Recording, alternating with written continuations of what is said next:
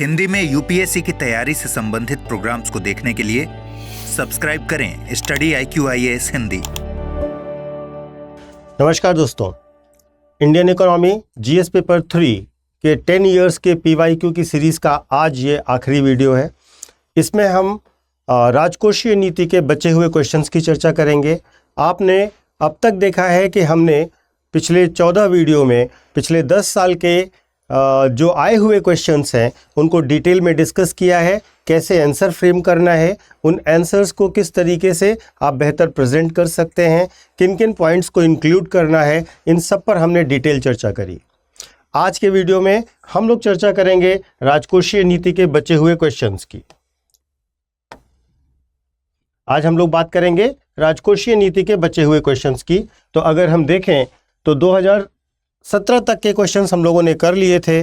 2016 के आए हुए क्वेश्चन, 13 के क्वेश्चन, इनको हमें चर्चा करनी है। तो स्टार्ट करते हैं। पहला क्वेश्चन, भारत में महिला सशक्तिकरण के लिए जेंडर बजटिंग अनिवार्य है। भारतीय प्रसंग में जेंडर बजटिंग की आवश्यकताएं क्या हैं और चिंताएं और स्थिति क्या है, इस पर चर्चा करनी है। देखिए, जेंडर बजटिंग का कॉन्सेप्ट है बेसिकली जो महत्वपूर्ण है आपके देश के विकास के लिए। महिलाएं हमारे जो इकोनॉमिक सिस्टम है उसका एक बहुत इम्पॉर्टेंट अंग है, और अगर जेंडर बजटिंग के थ्रू हम एक प्रॉपर एलोकेशन करते हैं, एक व्यवस्थित ढंग से उनकी समृद्धि के लिए, उनकी स्किल डेवलपमेंट के लिए और बजट के हिस्सों में महिलाओं के लिए डेडिकेटेड पैसे खर्च किए जाते हैं, तो उनका वर्क पार्टिसिपेशन बढ़ेगा, प्रोडक्टिविटी बढ़ेगी और आर्थिक समृद्धि में वो बहुत बड़ा योगदान दे सकती हैं। तो इस नज़रिए से ये क्वेश्चन बहुत महत्वपूर्ण हो जाता है। ये वर्ष 2016 का आया हुआ क्वेश्चन है, और आप इस क्वेश्चन को जब देखेंगे तो सबसे पहले आपको इसके महत्व को समझना होगा कि जेंडर बजटिंग क्यों अनिवार्य है, और प्रश्न में आपको कैसे फ्रेम करना है। इसको आप इस तरीके से फ्रेम करिए कि सबसे पहले आप इंट्रोड्यूस करिए कि जेंडर बजटिंग क्या है और क्यों होनी चाहिए, ये आप इंट्रोडक्शन में दीजिए। उसके बाद आप बताइए कि जेंडर बजटिंग की क्या स्थिति और आवश्यकताएं हैं, ये मुख्य भाग में बताइए। और उसके बाद आप एक निष्कर्ष दीजिए, और निष्कर्ष में ये बताइए कि भारत में यद्यपि अभी तक हम देखते हैं कि इसका बहुत अच्छे और सकारात्मक रिजल्ट्स नहीं आए हैं, लेकिन फिर भी ये एक बहुत इम्पॉर्टेंट पहल है और बहुत अच्छे रिजल्ट्स भविष्य में दे सकती है। इस प्रकार से आशावादी दृष्टिकोण के साथ आप इसका निष्कर्ष दे दीजिए। तो स्टार्ट करते हैं। सबसे पहले आप इंट्रोड्यूस करिए और बताइए कि लैंगिक बजटिंग या जेंडर बजटिंग क्या है। यह जेंडर को मुख्य धारा में लाने का एक शक्तिशाली साधन है, ताकि यह सुनिश्चित किया जा सके कि विकास का लाभ पुरुषों के समान ही महिलाओं तक भी पहुंचे। ठीक है, तो जो लैंगिक बजटिंग है वो इस मान्यता पर आधारित है कि राष्ट्रीय बजट के जो संसाधन हैं उनको इस प्रकार से खर्च किया जाए, एलोकेट किया जाए कि महिलाओं और पुरुषों को समान रूप से भागीदारी प्राप्त हो। ठीक है, भारत की आबादी में महिलाओं की हिस्सेदारी 48% है, लेकिन वे स्वास्थ्य, शिक्षा, आर्थिक अवसरों आदि जैसे कई सामाजिक संकेतकों पर पुरुषों से काफ़ी पीछे हैं। इसीलिए लिंग बजटिंग हमारे लिए महत्वपूर्ण है। ठीक है, ये आपका एक इंट्रोडक्शन हो गया। इंट्रोडक्शन के बाद अब आप बताएंगे कि क्या स्थिति है भारत में लैंगिक बजट की। ठीक है, तो वास्तव में जो जेंडर बजटिंग है इसका स्टेटमेंट पहली बार जो है वो आपके बजट 2005-06 में पेश किया गया।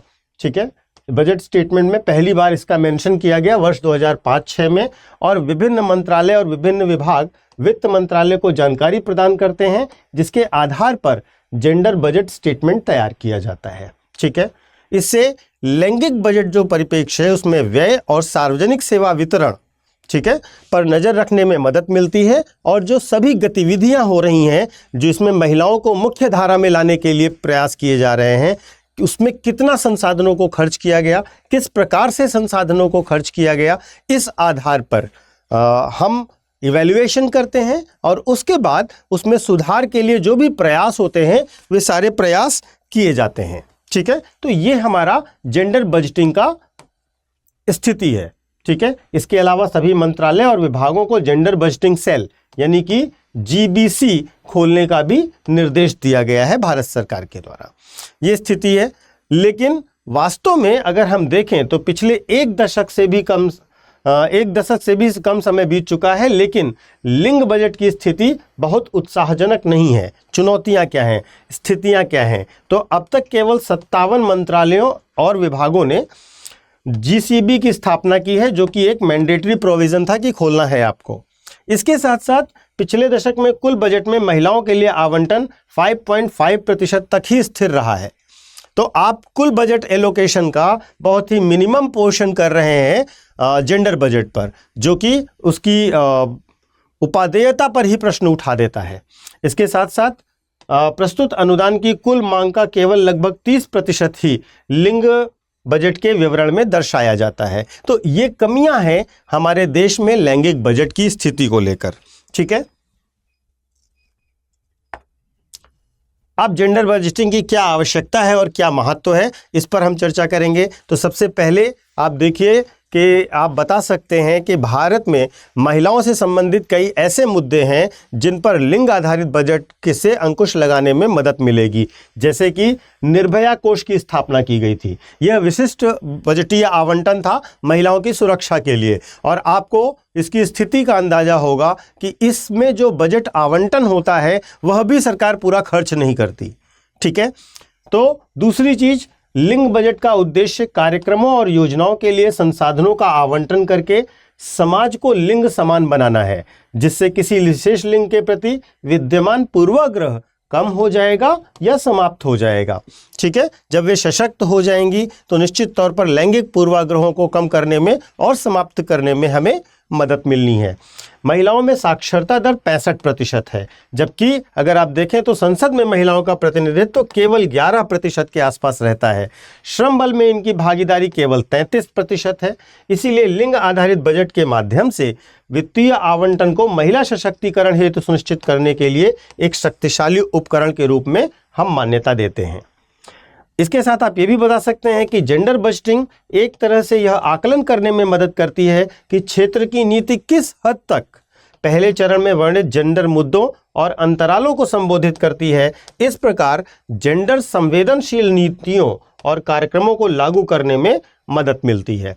तो आप जब जानेंगे कि वास्तविक स्थिति क्या है, ठीक है, जब आपका आकलन बिल्कुल सही होगा कि क्या स्थिति है महिलाओं की पर्टिकुलर सेक्टर में, पर्टिकुलर इकोनॉमी के सेक्टर में, और उसके संबंधित मुद्दों पर ध्यान देंगे और उसके हिसाब से संसाधनों का आवंटन करेंगे, तो निश्चित तौर पर ये जो गैप है हमारे जो जेंडर पार्टिसिपेशन है उसका, उसे भरने में बहुत मदद मिलेगी।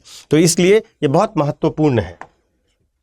इसके बाद आप एक निष्कर्ष दे दीजिए और निष्कर्ष में आप बता दीजिए कि हालांकि भारत में जेंडर बजटिंग के बारे में सब कुछ नकारात्मक नहीं है, कुछ नए रुझान उत्साहजनक हैं।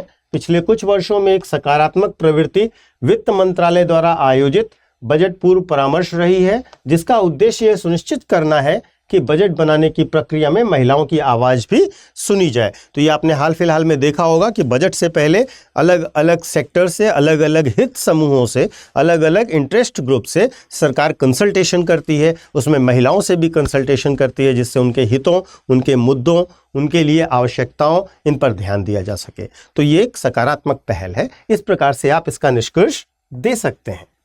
अब आते हैं प्रश्न नंबर 2 पे। वित्तीय दायित्व और बजट प्रबंधन FRBM एक्ट 2003 को प्रारंभ करने के क्या कारण थे, उसके प्रमुख प्रावधानों और उनकी प्रभाविकता का समालोचनात्मक विवेचन कीजिए। देखिए यहाँ पर प्रश्न समालोचनात्मक है, यानी कि आपको इसकी अच्छाइयों के साथ साथ बुराइयां भी बतानी है, कमियां भी बतानी है। ठीक है, तो इस एक्ट में क्या कमियां हैं वो भी आपको इस प्रश्न में बतानी पड़ेंगी। प्रश्न आपसे ये पूछ रहा है कि क्यों हम FRBM एक्ट 2003 लेकर आए, और उसके साथ आपको ये भी पूछा जा रहा है कि इसके प्रमुख प्रावधान क्या थे, यानी कि इसके मेजर प्रोविजंस क्या थे, और उसकी प्रभाविकता कितनी है, कितना वो प्रभावी है, उसमें मतलब सकारात्मक प्रभाविकता बताइए, और कमियां कहाँ हैं वे भी बताइए। तो प्रश्न इस प्रकार फ्रेम किया गया है। हालांकि ये वर्ष 2013 का प्रश्न है, तो उत्तर उसी के संदर्भ में जो डेटा और एनालिसिस है हम उसी के संदर्भ में कर रहे हैं। जब प्रश्न आज के संदर्भ में आएगा तो उसमें कुछ और चीज़ें चेंज होंगी, तो हमें उसे आज के संदर्भ में फ्रेम करना पड़ेगा, लेकिन आधारभूत रूप से आप इसको ले सकते हैं और इसी आधारभूत रूप से आप इसका फ्रेमिंग कर सकते हैं। तो इसकी फ्रेमिंग कैसे करनी है? सबसे पहले आपको इंट्रोडक्शन देना है और इंट्रोडक्शन में आपको ये बताना है कि FRBM एक्ट क्या है, ठीक है, क्यों हम लाए। तो आसान भाषा में कुछ उद्देश्यों के साथ बता दीजिए कि FRBM एक्ट ये है और इन कारणों से लाया गया, ठीक है। अब इसके बाद मुख्य भाग में आइए और कारण बताइए डिटेल में कि किन कारणों से FRBM एक्ट को लाया गया। उसके बाद बताइए कि इसके प्रमुख प्रावधान क्या हैं, फिर बताइए कि इससे क्या फ़ायदे हुए और ये बताइए कि इसमें क्या समस्याएं हैं। ये सब आपको मेन बॉडी में करना होगा। इसके बाद निष्कर्ष दीजिए और बताइए कि FRBM एक्ट वास्तव में एक समय की आवश्यकता थी जिसके द्वारा वित्तीय अनुशासन और वित्तीय जो उपादेयता है, जो वित्तीय वायबिलिटी है, फाइनेंशियल वायबिलिटी है, उसके लिए महत्वपूर्ण रूप से कार्य किए गए, ठीक है। तो इस प्रकार से आप निष्कर्ष दे सकते हो। शुरू करते हैं प्रश्न को और उत्तर की फ्रेमिंग में सबसे पहले आप FRBM एक्ट के बारे में बताइए कि यह राजकोषीय समेकन के लिए एक कानूनी और संस्थागत ढांचा प्रदान करता है। केंद्र सरकार के लिए राजकोषीय घाटे को कम करने, राजस्व घाटे को खत्म करने और संतुलित बजट की ओर बढ़ते हुए सार्वजनिक निधियों के समग्र प्रबंधन में सुधार करने के लिए उपाय करना अनिवार्य है। यह अधिनियम न केवल वर्तमान सरकार बल्कि भावी सरकारों को भी राजकोषीय समेकन के मार्ग पर चलने के लिए बाध्य करता है। इसमें बाध्यकारी प्रावधान है, इसलिए यह महत्वपूर्ण है, ठीक है। तो यहां से आपने एक इंट्रोडक्शन दे दिया। अब आप इसकी मेन बॉडी पर आइए और बताइए कि इसको क्यों लागू किया गया, इसको लागू करने के क्या कारण रहे, ठीक है। तो सबसे पहले वास्तव में हुआ क्या बेटा कि 1990s के दशक में भारत बहुत बड़े फाइनेंशियल क्राइसिस में चला गया और उस फाइनेंशियल क्राइसिस में स्थिति ये हो रही थी कि ना हम सब्सिडी, वेतन, रक्षा आदि पर जो व्यय हो रहा था वो बहुत ज़्यादा था और हमारा राजस्व घाटा कंट्रोल के बाहर हो चुका था, ठीक है। और इस घाटे को पूरा करने के लिए हमें उधार लेना पड़ रहा था, ठीक है। तो 1990 के दशक में ये स्थिति हो चुकी थी कि हमारे पास सब्सिडी, वेतन, रक्षा आदि पर व्यय के कारण उच्च राजस्व घाटा हो रहा था और सरकार को बड़ी मात्रा में उधार लेने के लिए मजबूर होना पड़ा। राजकोषीय घाटा इतना अधिक था कि आप देखेंगे तो उस समय केंद्रीय घाटा 6% से अधिक है और राज्यों और केंद्र का जो संयुक्त घाटा है वो 8% से राजकोषीय घाटा अधिक है, ठीक है। तो इतना भारी भरकम राजस्व घाटा, राजकोषीय घाटा होने के कारण आपको फाइनेंस करना पड़ेगा इसे, क्योंकि ये घाटा आप अवॉइड नहीं कर सकते। अब इस पे आप कर्ज लेंगे, कर्ज लेकर के इस घाटे को भरेंगे। अब आपके लिए अगली समस्या ये है कि जब आपने कर्ज लेके घाटा को भरा है तो उस कर्ज का ब्याज आपके लिए एक और एड ऑन समस्या होगी। तो इससे क्या होगा, उच्च ब्याज भार आपके ऊपर आएगा। जो भी आपने उधार लिए उसके बदले अब आपको बहुत सारा ब्याज भुगतान करने पड़ेगा। स्थिति ये आ गई कि भारत सरकार का सबसे बड़ा भुगतान का मद बन गया ब्याज का भुगतान। और इन सब स्थितियों के कारण क्या है, अंतर्राष्ट्रीय मार्केट में भारत सरकार की क्रेडिट रेटिंग भी खराब हो गई, इन्वेस्टमेंट्स आने बंद हो गए, ठीक है। तो बढ़ती सरकारी उधारी और उच्च ब्याज भुगतान ने सरकार की वित्तीय सेहत को गंभीर रूप से नुकसान पहुंचाया। उच्च राजकोषीय घाटे ने न केवल वित्तीय स्थिरता को खतरे में डाला बल्कि क्रेडिट डिफॉल्ट और क्रेडिट रेटिंग एजेंसियों द्वारा संभावित डाउनग्रेड का जोखिम भी बढ़ गया। तो ये वो सिचुएशंस थी जिस पर हमें मजबूर होकर के FRBM एक्ट जैसा कदम उठाना पड़ा।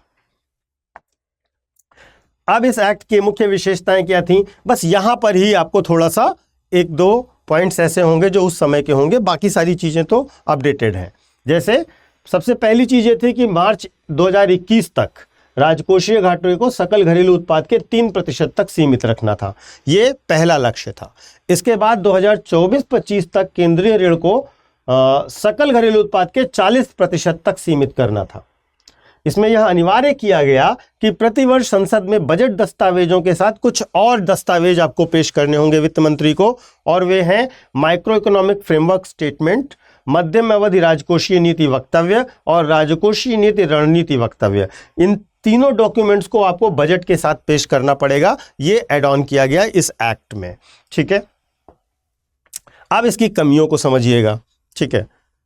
पहली कमी, सबसे बड़ी कमी ये है कि आपने ये तय कर दिया कि 3% घाटा होना चाहिए, लेकिन ये 3% घाटा कहाँ से कैलकुलेट किया, इसकी वायबिलिटी क्या है, इसकी उचितता क्या है, किस आधार पर यह तय किया गया और इसके क्या प्रभाव होंगे, इस पर कहीं पर कोई डॉक्यूमेंट नहीं है। ठीक है, तो एक चीज सबसे इंपॉर्टेंट यह है कि यादृच्छिक लक्ष्य है इसमें, यानी कि आपने जो 3% का राजकोषीय घाटा निर्धारित किया, लेकिन इसका कोई स्पष्ट औचित्य नहीं बताया गया। ठीक है, दूसरी चीज, इसमें व्यवहारिकता नहीं है। ठीक है, जैसे आपने एक लक्ष्य तय कर दिया कि हमको इतना घाटा ही मिनिमम रखना है, लेकिन आप जानते हैं कि अर्थव्यवस्था कोई स्थिर लाइन पर चलने वाली चीज नहीं है। अर्थव्यवस्था बहुत ही फ्लक्चुएटिंग चीज है। तो अगर फाइनेंशियल ट्रबल्स आए, अगर रिसेशन जैसी स्थिति आई, तो ऐसे झटकों से निपटने के लिए आपके पास कोई लचीलापन नहीं है, आपका टारगेट फिक्स है। तो जैसे 2008 में वित्तीय संकट आया, तो ऐसे चक्रीय झटकों से निपटने के लिए कोई लचीलापन नहीं रखा आपने। तीसरी इंपॉर्टेंट चीज है कि इसमें कोई इन्फोर्समेंट का सिस्टम नहीं है, कोई भी प्रवर्तन तंत्र नहीं विकसित किया गया। ठीक है, कोई राजकोषीय जवाबदेही परिषद या ऐसी कोई व्यवस्था नहीं बनाई गई कि अगर आप अपने लक्ष्यों को नहीं पूरा करते हैं तो आपको कहां जवाबदेह होना पड़ेगा। ठीक है, अगर आपने जो टारगेट है वो पूरे नहीं किए तो उत्तरदायित्व कौन सुनिश्चित करेगा, ऐसा कोई तंत्र नहीं बनाया गया। ठीक है, इसके साथ साथ एक बात और ये भी है कि ये अब पुराना हो चुका है, क्योंकि इसे 2003 में पारित किया गया था और अब भारतीय अर्थव्यवस्था में व्यापक बदलाव हो चुके हैं, इसलिए वर्तमान संदर्भ में हमें इसको रीएडजस्ट करना पड़ेगा, रीएडजस्ट करना चाहिए। तो ये इसकी प्रमुख कमियां हैं। एफआरबीएम ने राजकोषीय अनुशासन पर ध्यान केंद्रित किया और इसे मापने के लिए मानक प्रदान किए। एनके सिंह समिति ने की सिफारिशों में लचीलेपन लक्ष्यों के साथ साथ स्केप क्लॉज, राजकोषीय परिषद का गठन, केंद्र राज्यों के संयुक्त ऋण से जीडीपी अनुपात को 2003 तक 60% तक कम करने पर ध्यान केंद्रित करना आदि शामिल किया जाना चाहिए। हालांकि समय के साथ साथ बदलती ज़रूरतों के हिसाब से एफआरबीएम को विकसित करने की आवश्यकता है। तो आप इस तरीके से एक निष्कर्ष दे सकते हैं, जहां पर हमने एनके सिंह समिति के रिकमेंडेशंस को कोट किया है, और आप लेकिन बाद में लास्ट लाइन तक आते आते ज़रूर ये कहिए कि इसमें एडजस्टमेंट्स और न्यू अमेंडमेंट्स की ज़रूरत है, क्योंकि समय बदल चुका है। अभी अंतर्राष्ट्रीय वित्तीय हालातों के हिसाब से हमें नया या अमेंडेड एक्ट्स चाहिए होगा। ठीक है, अगला प्रश्न है, कर खर्च क्या होता है, टैक्स एक्सपेंडिचर क्या है। गृह क्षेत्र का उदाहरण लेते हुए विवेचना कीजिए कि यह शासन की बजट संबंधी नीतियों को कैसे प्रभावित करता है। ठीक है, देखिए, कर खर्च का एक कॉन्सेप्ट है। कर खर्च का मतलब यह होता है कि सरकार जो आपको टैक्स रिबेट दे रही है, जो टैक्स में छूट दे रही है। ठीक है, अब वो जो छूट सरकार ने दी है वो सरकार की संभावित इनकम थी। ठीक है, जो अब सरकार को नहीं होगी, तो सरकार उस इनकम को जो नहीं हुई है आपको छूट देने के कारण कर खर्च के रूप में मानती है। आजकल के रिसेंट सिनेरियो में अगर आप देखोगे तो आप पाओगे जैसे हाउसिंग सेक्टर में सरकार बहुत सारे रिबेट दे रही है। ठीक है, आप प्रधानमंत्री आवास योजना का भी एग्जाम्पल ले सकते हो। ठीक है, तो आपको इस प्रश्न में यह बताना है कि सबसे पहले कि कर खर्च होता क्या है, और फिर आपको बताना है कि जो हाउसिंग सेक्टर है, जो गृह क्षेत्र है, उसका उदाहरण लेते हुए बताइए कि किस तरीके से ये बजट संबंधी नीतियों को प्रभावित कर रहा है। प्रश्न इस प्रकार है आपका। अब इसको फ्रेम कैसे करेंगे, तो फ्रेम करने के लिए पहली बात यह है कि 10 अंक का प्रश्न है, तो बहुत लंबा आपको नहीं खींचना है। आपको सबसे पहले ये बताना है कि कर खर्च का मतलब क्या होता है। ठीक है, इंट्रोडक्शन में और मेन बॉडी की शुरुआत में। उसके बाद आप गृह क्षेत्र में सरकार द्वारा किए जा रहे कर खर्चों का मेंशन करिए कि किन किन तरीकों से सरकार आपको जो टैक्स रिबेट दे रही है, कौन कौन से रिबेट दे रही है हाउसिंग सेक्टर पर, उसके बारे में बता दीजिए। फिर उसके प्रभावों की समीक्षा कर दीजिए।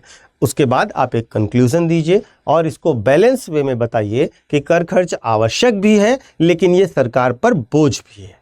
इसलिए इसके लिए एक संतुलित नीतिगत हमें तैयारी करनी होगी, जिससे अर्थव्यवस्था पर इसका बोझ ना पड़े या कम से कम पड़े। इस प्रकार आप इसका निष्कर्ष दे सकते हैं। ठीक है, तो शुरू करते हैं। कर खर्च सरकार द्वारा करदाताओं को दी जाने वाली रियायतें या छूट हैं। कर व्यय कर प्रावधानों के कारण होने वाली राजस्व हानियां हैं, जो अक्सर प्रत्यक्ष व्यय किए बिना सामाजिक लक्ष्यों को बढ़ावा देने के लिए कर प्रणाली के उपयोग से उत्पन्न होती हैं। ठीक है, देखिए इस बात को समझिएगा कि जैसे हमने कहा कि हम प्रधानमंत्री आवास योजना के अंतर्गत आपको जो है लोन में टैक्स रिबेट दिलवा देंगे। ठीक है, लोन के ब्याज में टैक्स रिबेट दे देंगे। तो अब अगर हम ये दे रहे हैं आपको, ठीक है, तो निश्चित तौर पर सरकार के द्वारा लोगों को सबके घर होने, सबके पक्के मकान होने की जो सामाजिक योजना थी उसमें लोगों को असिस्टेंस मिल रहा है, भले ही इनडायरेक्टली मिल रहा है लेकिन मिल रहा है। ठीक है, तो एक तरीके से सामाजिक लक्ष्यों को बढ़ावा देने का कार्य भी करेगी। ठीक है, इसे कर व्यय इसलिए कहा जाता है क्योंकि अगर सरकार ने कर छूट नहीं दी होती तो यह कटौती की गई राशि सरकार की ही होती। हालांकि सरकार सीधे खर्च नहीं कर रही है, लेकिन सरकार कुछ सामाजिक लक्ष्यों को प्राप्त करने के लिए पैसा वापस दे रही है, जैसे कि आवास क्षेत्र या औद्योगिक क्षेत्र को मजबूत करना। कर खर्च कई रूप ले सकते हैं। कुछ कर प्रावधानों के परिणाम स्वरूप होते हैं जो छूट के माध्यम से कर योग्य आय के वर्तमान मूल्य को कम करते हैं या सकल आय से कटौती करते हैं। अन्य कर क्रेडिट या विशिष्ट गतिविधियों के लिए अधिमान्य दरों के माध्यम से परिवार की कर पश्चात आय को अधिक सीधे प्रभावित करते हैं। जब आपके टैक्स रिबेट मिलेगा तो निश्चित तौर पर आपको कर पश्चात आय आपकी बचेगी। ठीक है, तो इस प्रकार से ये काम करता है। आवासीय क्षेत्र में कर व्यय और बजटीय नीतियों के बारे में आपको बताने हैं, तो आप बताइए कि किस तरीके से सरकार छूट देती है। तो सबसे पहले जो हाउस रेंट अलाउंस है, जो HRA है, ठीक है, उस पर इनकम टैक्स की छूट मिलती है। ठीक है, भारत सरकार के यहाँ नौकरी करने वालों में। ठीक है, इसके साथ आवास ऋण के लिए ब्याज भुगतान और मूलधन अदायगी में छूट दी जाती है। इसके साथ साथ प्रधानमंत्री आवास योजना कार्यक्रम के अंतर्गत जो ब्याज दिया जाता है उसमें सब्सिडी दी जाती है। 25 लाख रुपए तक का पहला लोन, होम लोन पे 1.5 लाख रुपए तक का ब्याज पे सब्सिडी दी जा रही है भारत सरकार के द्वारा। ठीक है, इसके साथ साथ आवास क्षेत्र की विभिन्न इकाइयों को सब्सिडी दी जा रही है।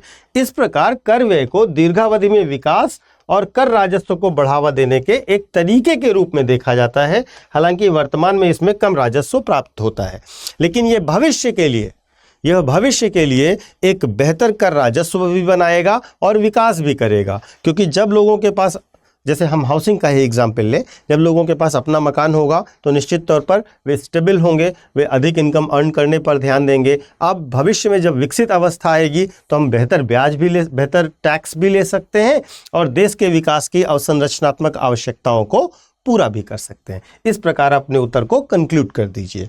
तो ये कुल 3 प्रश्न थे जो बच गए थे, जिन पर हमें डिस्कशन करना था।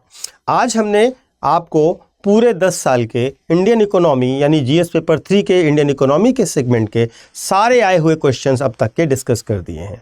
इनको हमने टॉपिक वाइज समअप किया है। हर एक टॉपिक में जितने भी क्वेश्चन आए हैं सबको चर्चा की है, सबकी फ्रेमिंग आपको समझाई है और सबके आंसर्स लिखने का तरीका बताया है। साथ ही साथ हमने ये भी प्रयास किया है कि आपको ये सारे आंसर्स लिख करके दें, जिससे आपको एक आइडिया भी लगे कि किस प्रकार हमें इसको करना है। मुझे लगता है कि आपको इससे बहुत सहायता मिलेगी। अपनी तैयारी को बहुत बेहतर ढंग से करिए, अपने लक्ष्य को प्राप्त करिए और UPSC को क्लियर करिए। धन्यवाद। हिंदी में UPSC की तैयारी से संबंधित प्रोग्राम्स को देखने के लिए सब्सक्राइब करें स्टडी IQ IAS हिंदी।